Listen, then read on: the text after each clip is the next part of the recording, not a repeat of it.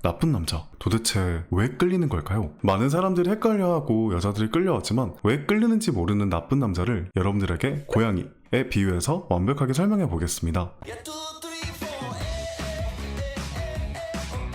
첫 번째, 나쁜 남자란 사람들이 정말 싸가지 없고 주인에게 하악질하고 깨물고 허구한 날 컵이나 접시를 깨고 소파를 걸레짝으로 만들어도 고양이를 키우는 이유가 무엇입니까? 바로 귀엽기 때문입니다. 정말 귀여운 원툴입니다. 외모지상주의가 이렇게 무서워요. 겁나 귀여운 길고양이가 갑자기 따라와서 여러분들을 간택했을 때 여러분들은 어떤 기분이실 것 같아요?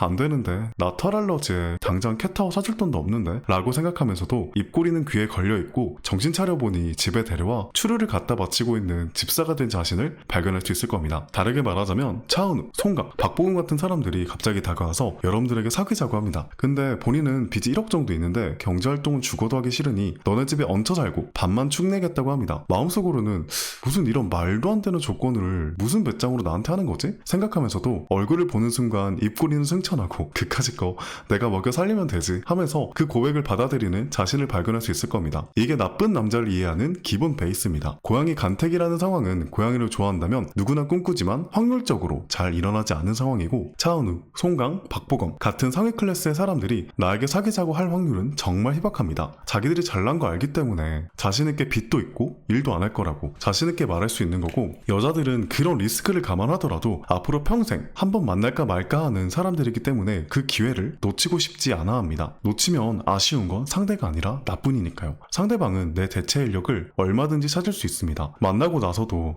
꼬우면 헤어지든가 누가 더 손해일 것 같아? 가 기본 베이스입니다. 다시 말해 나쁜 남자는 내가 평생 한 번 만날까 말까 하는 매력적인 사람이기 때문에 내가 감당하기 힘든 사람, 그래서 자동으로 슈퍼갑과 슈퍼을의 관계가 형성이 되는 겁니다. 두 번째, 나쁜 남자가 매력있는 이유. 고양이는 안 그래도 겁나 귀여운데 귀여움을 몇 배로 증가시키는 매력이 있습니다. 바로 예측이 불가능하다는 점입니다. 10번 중에 9번은 만지려고 하면 도망가고 같이 놀려고 하면 깨물고 하악질하지만 10번 중 1번은 유난히 잘 따르고 그르릉거리며 애교를 부립니다. 특히 추르를 손에 들고 있기만 하면 언제 그랬냐는 듯 싸가지 없던 눈을 착하게 뜨고 개냥이 빙의해서 몸을 부비며 애교를 시전합니다. 자기가 귀여운 걸 확실히 아는 종족입니다. 그 모습에 9번 깨물렸던 자기 손의 데일밴드들은 까맣게 잊어버린 채 오늘 얘가 왜 이렇게 착하게 굴지? 귀엽게 굴지? 라는 생각에 도파민이 뿜뿜되어 사진을 찍고 쓰다듬으며 있는 추르 없는 추르를 갖다 바치기 바쁩니다. 나쁜 남자들도 그렇습니다. 허구한 날 다른 여자랑 놀고 연락하고 결국 아무 사이 아니라고 예민하게 굴지 말라고 화를 내며 내 말은 듣지도 않고 헤어지면 누가 손해야? 라는 마인드를 항상 가지고 있습니다. 그래서 감정적, 육체적으로 나를 힘들게 해서 이런 연애를 왜 해야 할까? 마음먹은 순간 귀신같이 아까 화내서 미안하다는 의미로 오다 주었다며 작은 선물을 해주거나 마트에서 장바와 손수 요리를 해주며 떠먹여주기까지 합니다. 그렇게 감동을 하며 나쁜 남자를 보는 순간